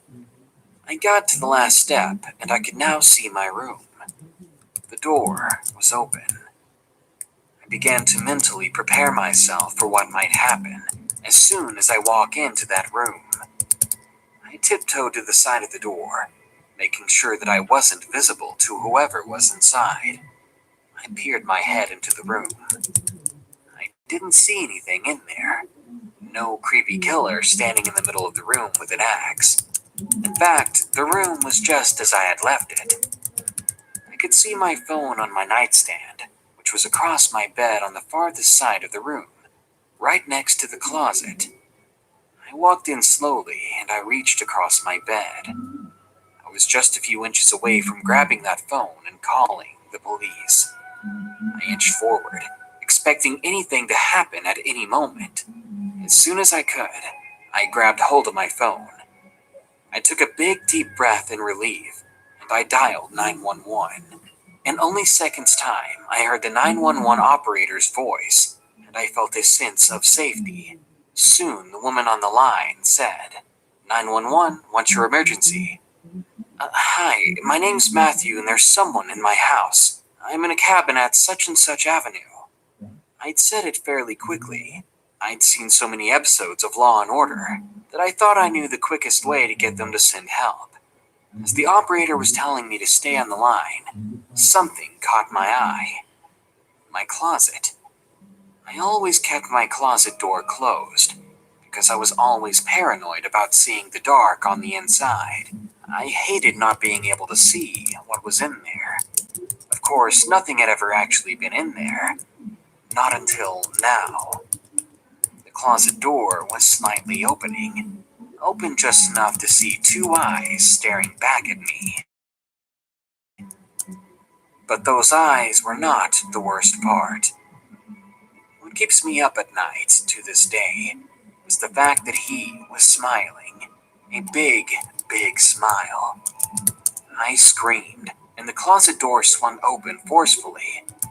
The man was standing there, the supposed Ted from the front door. I had never run so fast in my life. I booked it out of my room through the hallway, But the footsteps behind me were never further than just into the downstairs bathroom, and I locked myself inside. But I began to hear his laugh from just outside the door. But his laugh wasn't the expected, deep and raspy voice. Not the way I imagined it to sound like. It was high-pitched. It sounded so childish, which made the whole situation even more nerve-wracking. And then he began to throw his body against the door, trying to break inside. Every time I heard the sound of the man's body being thrown against the door, the man's childish laugh soon followed.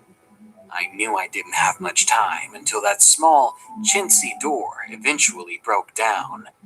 But I also knew that it was going to be that much longer until the police arrive.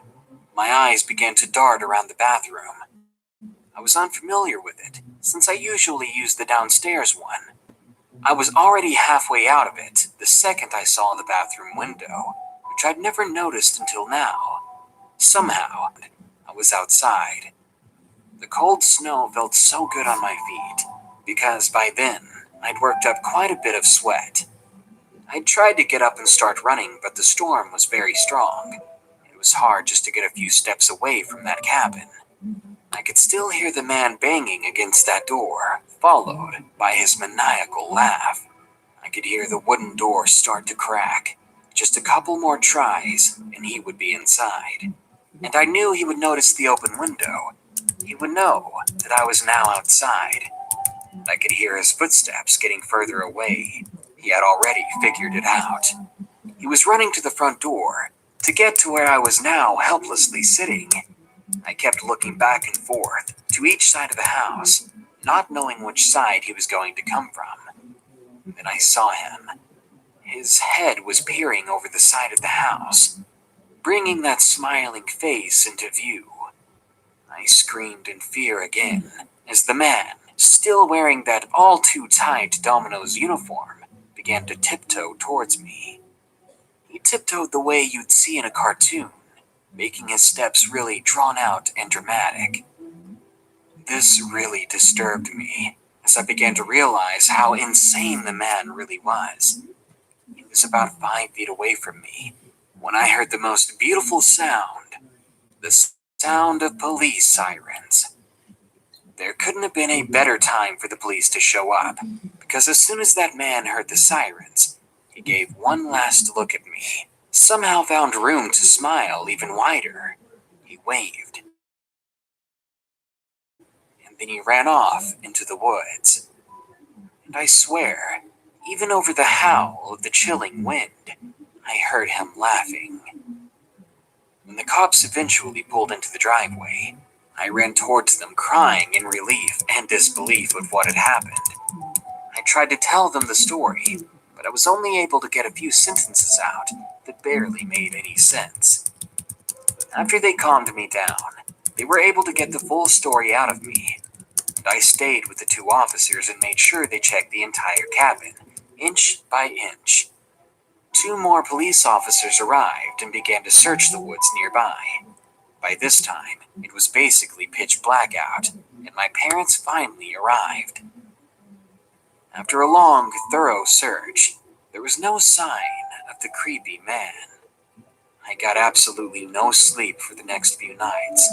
I could still see his disturbing smile in my thoughts, and for a long time after that, my home didn't feel safe anymore. After this whole situation, I'm glad I can say that I don't hear the occasional knocks at the door or something cliché, but it has been quiet, with no signs of that man again. I just hope to never see that grinning face for as long as I live. I don't know what he wanted, whether it was to kill me or something much, much worse. Number 3. The Creepy Delivery Man. Submitted by Anonymous. So my aunts were out of town for a couple of weeks, and they trusted me to be home alone. They didn't have anything to worry about. I'm not the partying type. I just like to go to work at a local store in my hometown, go out to eat, get cleaned up, and go to bed. That was my usual routine. That night, I decided to stay in, and I ordered some pizza. I just didn't think that this much trouble could arise from something so mundane as ordering pizza. So I called in my order, and it didn't take very long for them to get to my house. I looked to make sure it was the delivery guy, and I was thankfully correct, though he was kinda creepy. I went out and signed for it. The man looked at me, though, and began to ask me some creepy, personal questions. Questions like, how old are you? And are you here alone? I used to live around creepy guys like this when I was a child, and I knew how to answer them. I told them to just have a good night. I began to turn around with my order, and I heard him say something else. By the way, you look really good in your work uniform. I just pretended to smile, and I walked back into my house. I locked the door, and I had an anxiety attack. I didn't see him for a week after that incident, but when I was walking home, I saw him looking around the store, and I hurried out of there. But he followed me, and he said hi. Okay. I think I'm gonna stop the stories now. Because like I said, I'm not really paying attention, and I'm starting to get kind of tired. So I mean, we can still talk about stuff for a couple of more minutes before I officially end the stream. So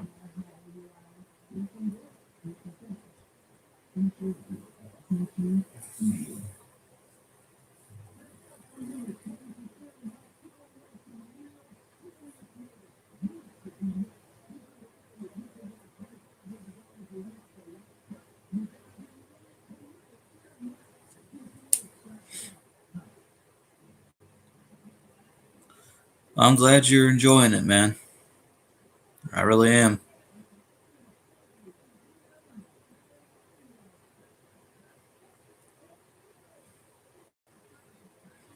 No, I do this not just for me, even though it is fun for me. I do it for you guys too. So yeah. I don't stream as often as I would like, but well, to be honest with you, I don't really make videos like I want to. And like I've said, that's just a combination of laziness, procrastination.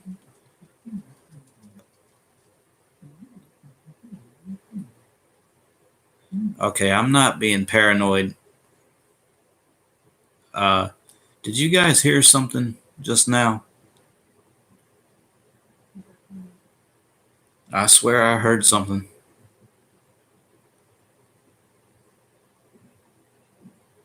Maybe it's a good thing I am ending these stories. You guys might find me on the morning news tomorrow.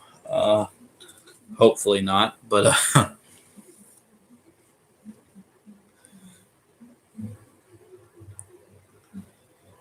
yeah, it was interesting stories, but I don't think I've been converted to a horror fan. Fair enough. Some people like them, some people don't. That's fine if you don't.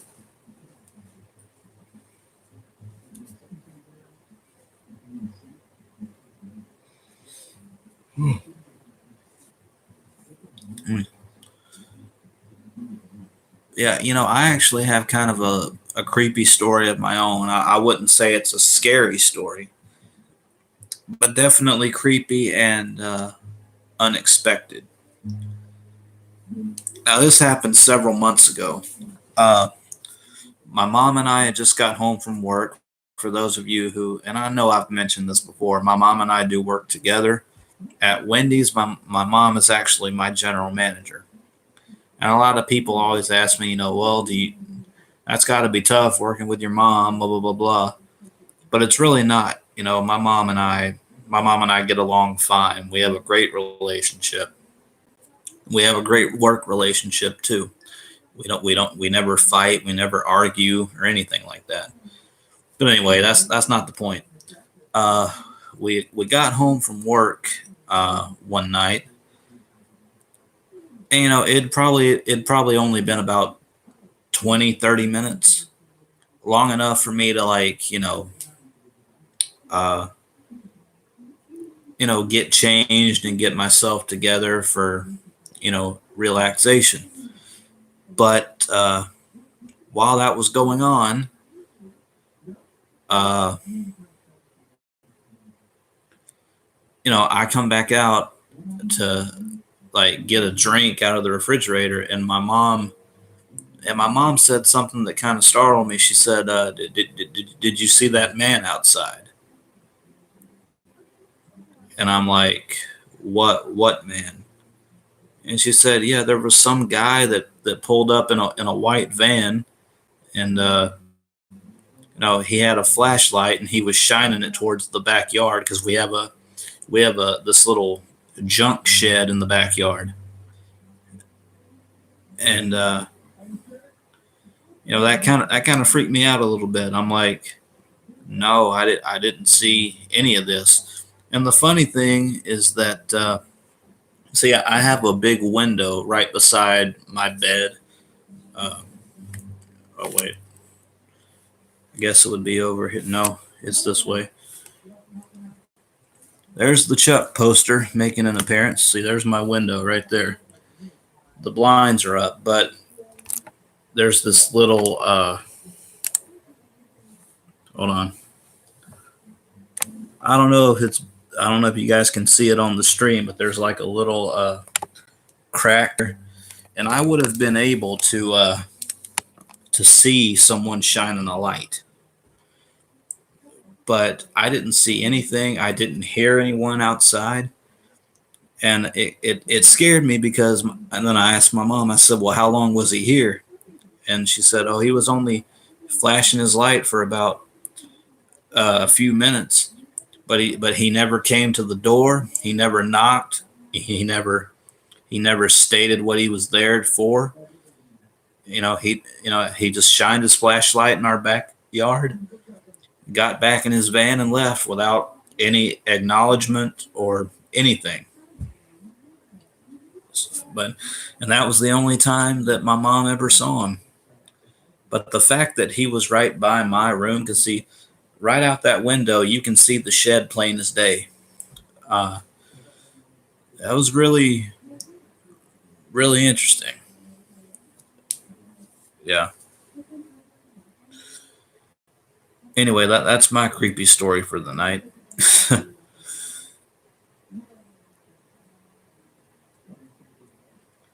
Anyway, guys, I'm really starting to get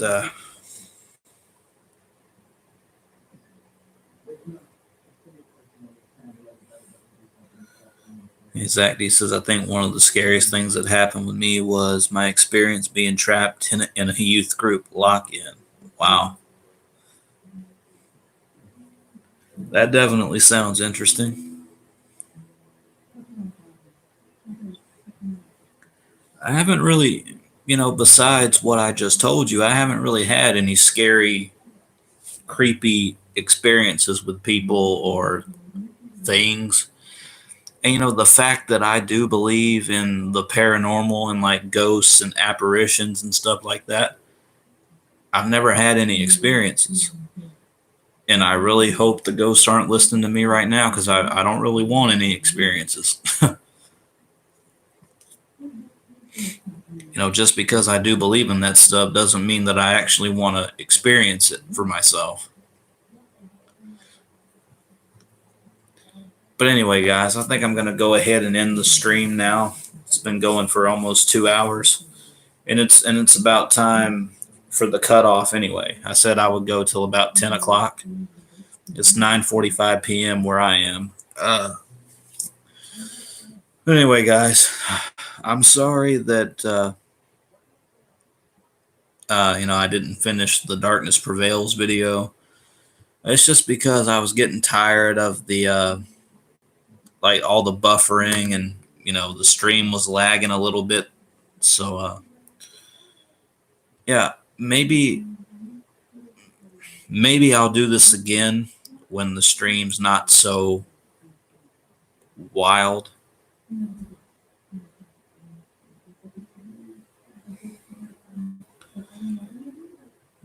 I doubt that'll happen.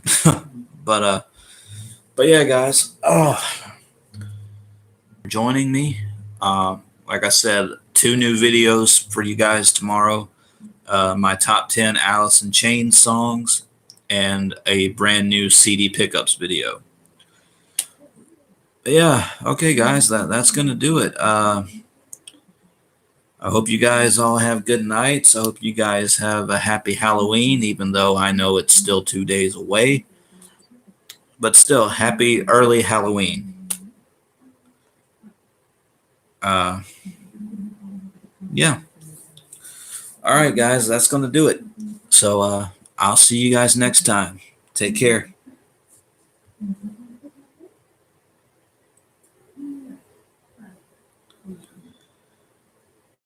And now I wait to awkwardly end the stream. Yes, I am aware I'm still recording.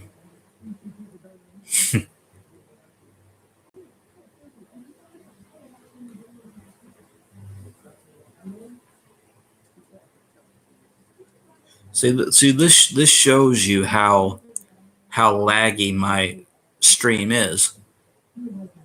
I clicked end stream like 30 seconds ago and I'm still here.